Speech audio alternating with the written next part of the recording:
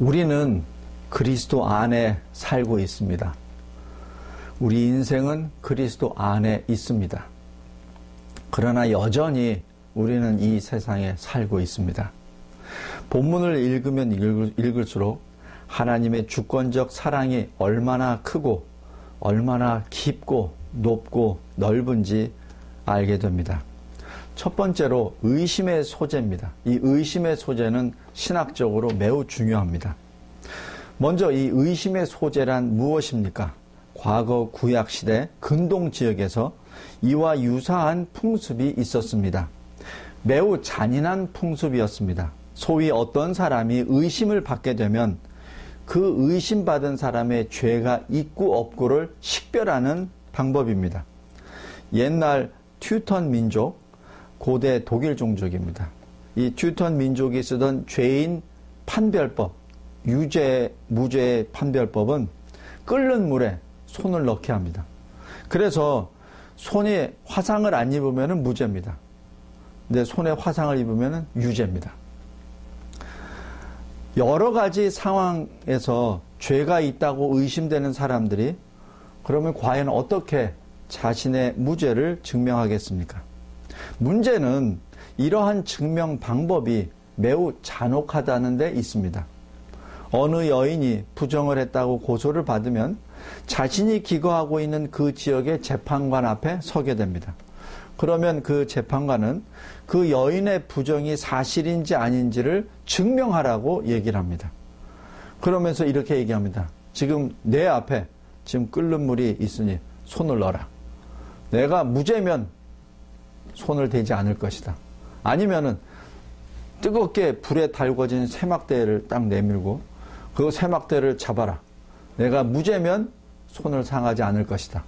그러나 손을 상하게 되면 유죄다. 사실 이러한 방법은 당연히 그 여인을 유죄로 만들어 버립니다. 이러한 법 자체가 매우 잔인하고 그리고 두려움을 주게 됩니다. 매우 심히 잔인한 시험입니다. 그런데 오늘 본문은 그런 것과 거리가 있습니다. 의심의 소재, 이것은 그러한 잔인한 방법이 아니라 신체적으로 안전합니다. 그러나 이 티끌을 섞어 먹은 약간 쓴 물을 마셔야 되는 그러한 조건이 있습니다.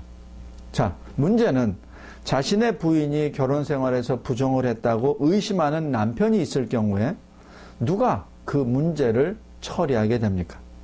과거 근동 지역에서는 남편이 자신의 부인을 의심하고 그 부인은 자신의 결백을 함을 증명하지 못하게 됐을 때 그 남편은 독단적으로 그 부인을 처리합니다. 그러나 이스라엘에서는 다릅니다. 만약 남편이 그러한 문제에 의심이 생겼을 때 남편은 회막으로 갑니다. 요새 말로는 교회로 간다는 얘기입니다. 남편 자신 스스로 혼자 결정하는 것이 아니라 율법에 따라 제사장이 그 문제를 해결하게 됩니다. 먼저 본문에서도 나타나지만 자신의 죄를 다시 한번 생각해 볼 수 있는, 그래서 자백할 수 있는 그 기회를 줍니다. 15절에 생각하게 하는 소재, 곧 죄악을 생각하게 하는 것, 그것이 바로 이 뜻입니다. 스스로 죄를 자백할 수 있는 기회를 주는 것이죠. 그래서 만약에 그 여인이 그때 자기 자신이 범한 죄를 고백하게 되면은 거기서 이혼을 당하게 됩니다. 그리고 결혼할 때 받았던 결혼 지참금은 다시 돌려받지 못합니다. 그러나 자신이 무죄라는 사실을 계속 주장을 했을 때 그때는 본문에 기록된 시험을 받아야 합니다. 물론 이 시험은 공개적인 시험입니다. 어떤 폐쇄된 공간이 아니라 이 회막, 다시 얘기해서 예배를 드리는 그 장소에서 진행이 됩니다. 그런데 왜 이러한 내용이 성경에 기록되어야 합니까? 왜 이러한 문제까지 하나님은 모세를 통하여 광야에서 이스라엘 백성에게 이렇게 하라 하고 명령하고 계십니까? 이유는 간단합니다. 우리 지난주에 봤듯이 1절에서 10절까지 신체적으로 부정한 사람은 일정 기간 동안 진 밖으로 내보내져야 합니다. 격리되어야 합니다. 마찬가지 윤리적으로 문제가 되어 있던 사람도 마찬가지 격리되어야 한다는 뜻입니다. 부정한 사람이, 왜냐하면 부정한 사람이 하나님과 함께 있을 수 없기 때문에 진 밖으로 내보내져야 하는 것입니다. 우리는 진 안에 살고 있습니다. 하나님 그 안에 살고 있는 하나님의 백성입니다. 하나님과 함께 있는 것과 하나님과 함께 살기 위해서 우리는 정결해야 하며 더럽혀진 존재가 되어서는 안 됩니다. 본문에 기록된 성적으로 부정한 사람은 거룩하지 못한 상태이며 따라서 진 밖으로 내보내져야 합니다. 이는 그 개인의 문제뿐만 아니라 이스라엘 전체에 영향을 주는 문제가 되기 때문입니다. 왜냐하면 그러한 일은 쉽게 오염이 돼서 확산되기 때문입니다. 하나님은 자기 백성에게 믿음과 행위에 관하여 지금 말씀하고 계십니다. 우리는 이렇게 말할 수 없을 것입니다. 나는 성적으로 넌 크리스찬처럼 할 수 있지만 나는 하나님의 백성이야.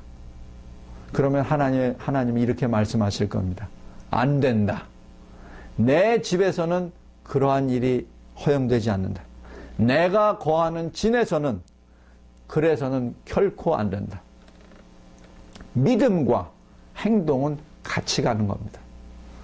입술로 하나님의 백성이라 하나님을 따른다고 하면서 자기의 순결을 지키지 않는다면 하나님의 백성이 될 수 없기 때문입니다. 만일 어떤 사람의 아내가 실행을 하여 남편에게 범죄하였다고 의심이 되면 12절입니다. 그 여인은 하나님 앞에 나아가는 겁니다. 보리가루 에바 10분지 1을 예물로 드립니다. 그리고 말합니다. 주님, 저에게는 죄가 없습니다. 그런데 만일 그 여인이 유죄가 판명되면 어떻게 됩니까? 그렇다면 그 여인은 자신의 남편에게 범죄하였을 뿐만 아니라 하나님에게도 거짓말하게 되는 것입니다. 하나님이 말씀하시고자 하는 점은 내가 너의 남편에게 범죄하였을 때 너는 나 하나님에게 범죄하였노라. 바로 지금 그 말씀을 설명하고 있는 것입니다. 아울러 본문에는 쓴 잔, 이 쓴 잔이란 토기에 이 거룩한 물을 담고 이 성막 바닥에 티끌을 취해서 물에다 넣는 그 잔입니다. 그 쓴 잔이 소개가 됩니다. 우리는 하나님의 자녀입니다. 모세가 창세기와 출애굽기 다 가르치셨습니다.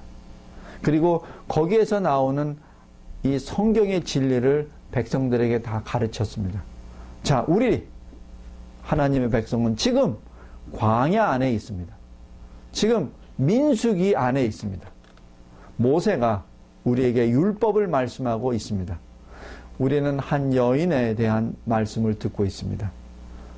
그 잔에 티끌을 넣은 다음 그 물을 마시라고 합니다. 자, 이 상황에서 이 티끌을 물에 타서 마시라는 그 상황이 어떠한 것과 바로 우리가 유추가 됩니까? 먼저 첫 번째로 우리가 모세가 10계명을 받으러 시내산으로 올라갔습니다. 40일이 지내자 아직 돌아오지 않았습니다. 사람들이 어떻게 했습니까? 금송아지를 만들죠. 그러자 아론이 모세에게 너무 두려워서 우리가 금붙이를 모아서 불에다 던졌더니 금송아지가 튀어나옵디다 라고 변명까지 했습니다. 그러자 모세가 뭐라고 합니까? 이 금송아지를 다 부셔라. 그리고 다 가루를 만들어서 백성들에게 다 먹여라. 너희들이 생각했던 하나님이라고 믿었던 그 금송아지가 단지 물건이란 자체를 너희들은 잘 체험하라. 그리고 그 가루를 너희들이 다 먹어라. 그리고 또 먹는 게 뭐 있습니까? 창세기 3장에 뱀이 하와와 아담을 유혹을 해서 원죄를 짓게 합니다. 그러자 하나님께서 그 뱀에게 어떠한 심판을 내리십니까? 너 뱀은 모든 짐승보다 더욱 저주를 받아 배로 다니고 종신토록 흙을 먹게 될 것이다. 불신 하나님에 대한 배역에 대한 결과입니다. 하나님 공의의 심판의 결과죠. 하나님은 자신의 백성들이, 하나님의 백성들이 서로 함께 살아가는 방법을 지금 가르치고 계십니다. 그 방법이 하나님을 향한 신실한 방법이 되기를 원하십니다. 부부간에도 서로 신실하게 살아가기를 원하십니다. 어떠한 억압이나 어떠한 강압의 방법으로가 아닙니다. 이는 하나님의 신실하심을 나타내는 하나님의 백성을 향한 그리고 하나님을 위한 부르심이요 가르침입니다. 그리고 그와 동시에 불신자에 대한 심판의 약속입니다. 하나님의 방법이 이해할 수 없는 이상한 방법이라고 생각할 수도 있습니다. 그러나 하나님의 방법은 언제나 올바르고 공정하십니다. 둘째로 의심의 소재는 하나님을 향한 육체의 정결함이 중요하다고 말씀합니다. 제사장 앞에 부정하다고 의심되는 여인과 함께 선 남편. 그 선 남편은 자신의 아내가 지금 성적으로 부정하며 도덕적으로 신실하지 못하다고 제사장에게 지금 말하고 있습니다. 이 장면에서 먼저 하나님은 성적인 이 부정에 관하여 깊은 관심을 가지고 있다는 사실을 알 수 있습니다. 문제는 간단합니다. 하나님이 관심을 가지고 있는 한 이스라엘 백성의 성적 이 정결함은 개인적인 문제가 아니라 이스라엘 전체에 영향을 주는 문제라는 사실입니다. 하나님 백성의 전체에 관한 것입니다. 하나님에 대한 신실성의 문제이며 이는 영적인 문제입니다. 성적으로 정결하지 못함은 하나님께 대한 신실하지 못함을 의미하는 것입니다. 이스라엘진 전체에 대한 부정함을 가져온다는 의미이죠. 이런 반문을 또 하는 경우가 있습니다. 혼외 성적 관계를 갖는 것이 무엇이 잘못입니까? 아름답지 않습니까? 서로 사랑하는 사람끼리. 자, 답변하겠습니다. 물론 잘못된 것은 아닙니다. 절대적으로 잘못된 것이 아닙니다. 만약 당신이 크리스찬이 아니라면, 만약 크리스찬이 아니라면 그저 넌 크리스찬으로서 그냥 이 세상 사람들처럼 그렇게 산다면 그것은 잘못이 아닐 수도 있습니다. 그러나 분명 하나님은 본문을 통하여 말씀하십니다. 그래서는 안 된다. 너희들이 나의 백성이라면 그래서는 결코 안 된다. 이 문제는 육체의 문제가 아니라 영적인 문제이다. 단순히 개인적인 문제가 아니다. 하나님 백성 전체에 영향을 주는 문제이다. 나 하나님은 너희들이 더러워지는 것을 결코 보지 못한다. 요한계시록 21장과 22장에 또한 이렇게 나옵니다. 천국에 들어가지 못하는 사람들을 쭉 나열합니다. 두려워하는 자들, 믿지 아니하는 자들, 흉악자들, 살인자들, 그리고 행음자들이라고 기록합니다. 개들, 술객들, 그리고 또 행음자들. 하나님은 성적으로 정결하기를 원하십니다. 셋째로 의심의 소재는 성례에 관한 말씀입니다. 성례란 눈으로 볼 수 있는 가시적인 맹세입니다. 이 맹세는 우리가 감당해야 하는 것입니다. 남편이 자신의 아내를 데리고 제사장으로 나아갑니다. 자신의 아내에 관하여 부정했거나 아니면 의심하고 있다고 제사장에게 공적으로 설명을 하게 됩니다. 이스라엘의 모든 남편이 자신의 아내가 부정했거나 의심이 든다고 해서 다 제사장으로 달려간 것은 아닙니다. 얘가 누굽니까? 요셉입니다. 마태복음 1장 19절에 남편 요셉은 의로운 사람이라 저를 드러내지 아니하고 가만히 끊고자 하여라고 기록합니다. 구약의 율법이 이러한 일을 실행하기 위하여 제정되었습니까? 아닙니다. 이 율법 자체는 그러한 일이 발생되지 않기 위하여 만들어진 것입니다. 이러한 부부지간의 문제가 생기지 않게 하기 위하여 의심의 소재가 만들어진 것입니다. 만약 여러분이 자신의 아내를 성막으로, 회막으로 데려갔는데 그 아내에게 죄가 없다고 판명된다면 여러분은 남편들이요, 어떻게 살 겁니까? 율법은 마지막 카드입니다. 이제 여인은 제사장과 함께 하나님이 계신 이 회막 안으로 반드시 들어가야 합니다. 그리고 그 여인은 그 바닥에 티끌을 넣는 거룩한 물을 반드시 마셔야만 합니다. 만약 그 여인이 거짓이라면, 만약 그 여인이 죄를 숨기는 일이 사실이라면 그 거룩한 이 마시는 것들로 인하여 그 여인의 몸은 여인의 몸 자체가 자신이 거짓 맹세했다는 것을 드러내게 될 것입니다. 여인은 자신의 손으로 의심의 소재물을 가지고 갑니다. 25절입니다. 구약시대 다른 제물은 해당 가족의 대표가 예물을 가지고 갑니다. 그런데 지금 이 여인은 자신이 스스로 소재물을 가지고 들어갑니다. 제단으로 가기 전에 먼저 죄를 고백하고 또 이 화해가 이루어진 다음에 제단으로 가야 됩니다. 만약에 그러한 과정 없이 제단으로 가서 위선과 죄 안에서 예물을 바치게 되면 어떤 일이 일어납니까? 하나님이 거부하십니다. 그러면 이 여인은 무엇을 해야 합니까? 여인은 자신의 손 안에 있는 의심의 소재물을 두 손에 두고 18절 자기 자신을 저주해야만 합니다. 어떻게 저주해야 됩니까? 만약 내가 신실하지 못하면 하나님의 저주가 나에게 내리리라. 이렇게 맹세를 하게 되죠. 그 여인의 부정이 사실이라면 그 여인은 반드시 불임이 되고 공적으로 비방을 받고 하나님 사람으로부터 추방을 받게 됩니다. 성례는 가시적인 언약의 표시이며 상징입니다. 성례는 하나님의 말씀의 신실하심을 더 확실하게 보강해 줍니다. 하나님이 말씀하시는 진리를 우리 눈앞에 보여주는 것이죠.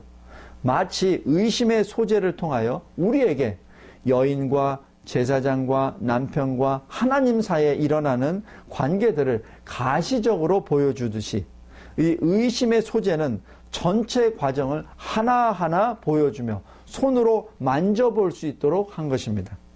이것이 가시적으로 나타나는 맹세입니다. 의심의 소재에서 자기 자신에게 저주를 하는 아주 극적인 맹세를 하게 되죠. 마지막 네 번째로 이 의심의 소재는 결혼의 중요성을 말합니다.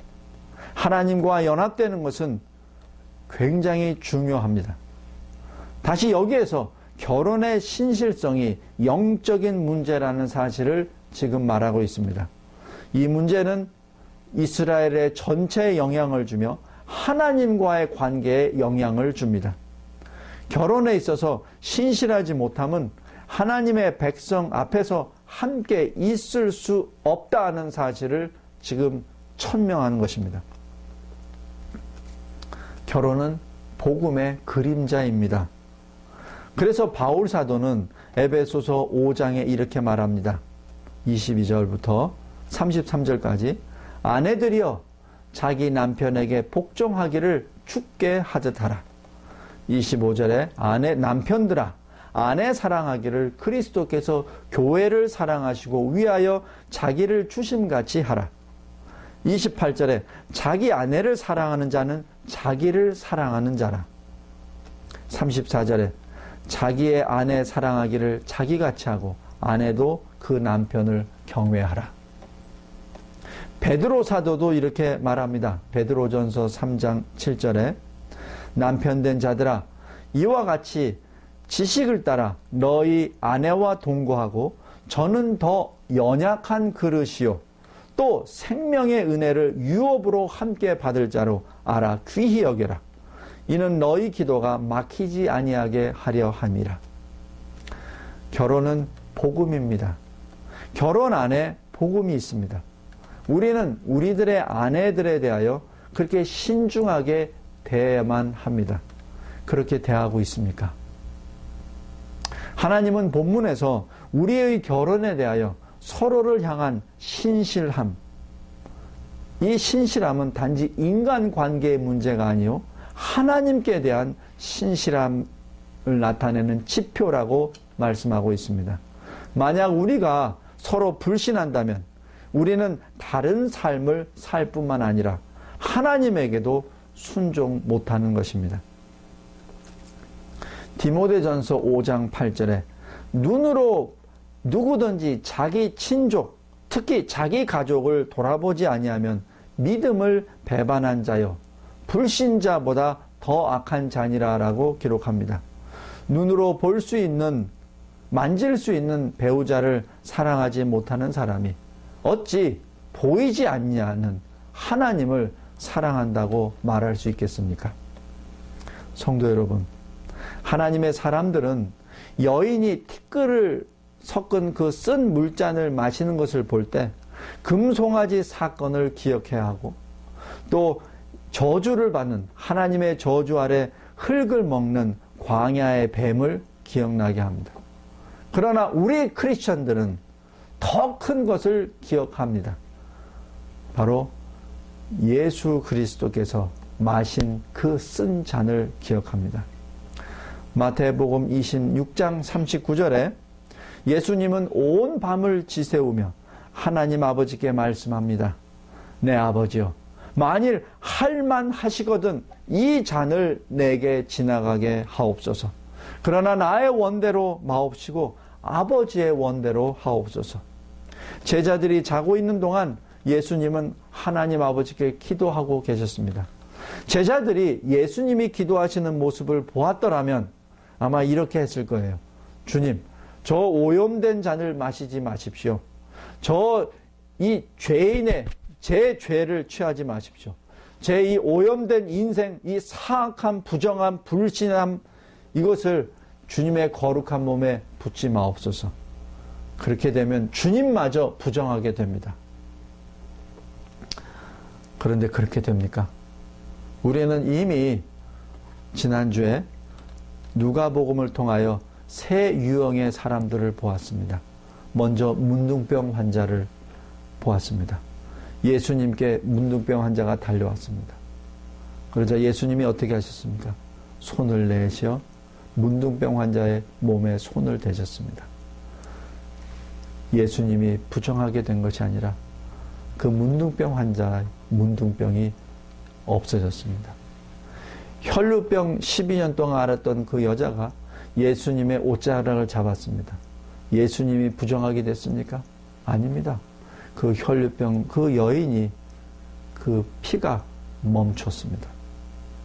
그리고 야이로 그 회당장의 외동딸, 죽은 딸에게 예수님이 또 손을 얹으셨습니다. 예수님이 부정하게 됐습니까? 아닙니다. 그 딸이 다시 살아났습니다. 우리 주님은 골고다 십자가의 길을 걸으셨고 십자가에서 위대한 싸움을 하셨습니다. 무덤에서 부활하셨을 때 우리 주님은 부정한 모습이 아니셨습니다. 주님은 우리의 죄를 스스로 짊어지셨습니다. 주님은 스스로 우리 죄 때문에 하나님의 징벌을 우리 대신 받으셨습니다. 그리고 우리는 깨끗함을 받았습니다. 우리 믿음의 성도 여러분, 우리 주님이 하나님의 진노의 잔을 자신의 몸에 부으셨습니다. 주님이 진노의 잔을 아무 한 방울도 남기지 않고 다 마셨습니다. 그리고 주님이 우리를 깨끗게 하셨습니다.